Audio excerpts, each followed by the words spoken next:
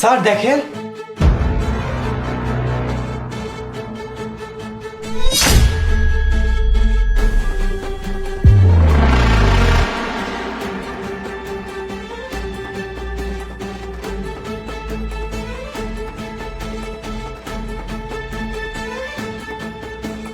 এই কি করছিস?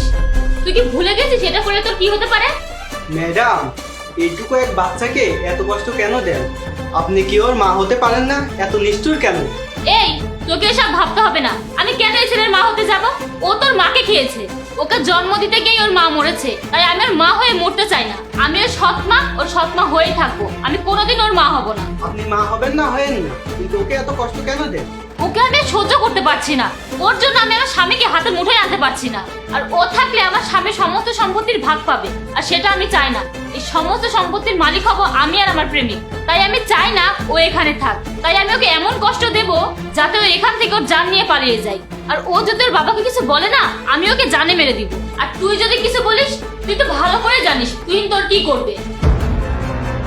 আরে বাবু, তুমি তো অনেকদিন বাঁচবে। তুমি এই কাজের ছেলেটাকে বুঝিয়ে দাও তো। ও যদি আমাদের বিষয়ে স্যারকে বলে দেয় তাহলে কি অবস্থা হবে?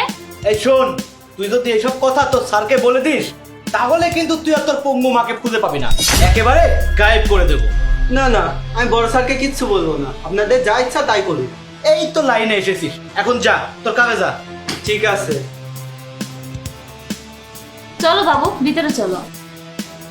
বেবি, তোমার এই সৎ ছেলেটাকে যে তুমি এত অত্যাচার করছো, তাও তো এখান থেকে যাচ্ছে না। কাঁঠালের আঠার মতো আমাদের গায়ে লেগে আছে। তুমি তাকে আরো বেশি করে কষ্ট দাও। আরে তুমি তো জানো না আমি ওকে কত কষ্ট দিচ্ছি। আজকে সারাদিন না খাইয়ে এভাবে রেখেছি। ওকে মারি, কাজ করাই, তাও যায় না। আর কি করতে হবে বলো? ওকে তো যেতেই হবে, ও যেতে বাধ্য হবে, না হলে তো আমরা এই সম্পত্তির মালিক হতে পারবো না। তোমার স্বামী তো সব সম্পত্তি ওকে দেবে, কারণ তোমার তো বাচ্চা হচ্ছে না। আর কোনো বাচ্চা হবেও না, কারণ আজকের পর সে আমার স্ত্রী থাকবে না। আমি তাকে ডিভোর্স করে দেব।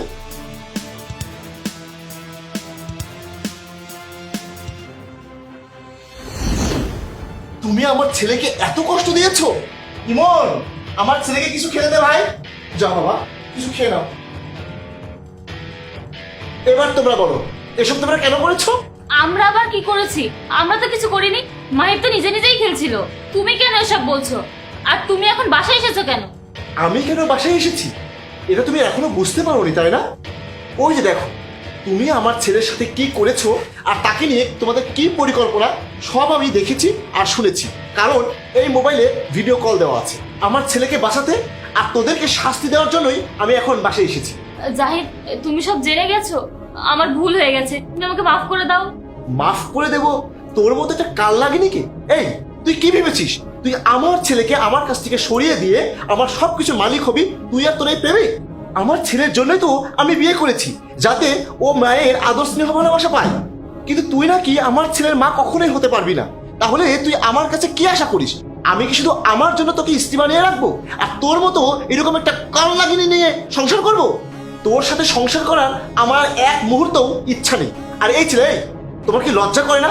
তুমি একটা বিবাহিত মেয়ের পাল্লায় পড়ে এসব নোংরা কাজ করছো। না না ভাইয়া, আপনি ভুল বুঝছেন। ওর সাথে আমার কোনো সম্পর্ক নেই। আমি তো আমার নিজের স্বার্থ গোছাতে ওর সাথে ভালো ভালো নাটক করছিলাম। শোনো, তোমাদের সব কথাবার্তা আমার কাছে রেকর্ড করা আছে।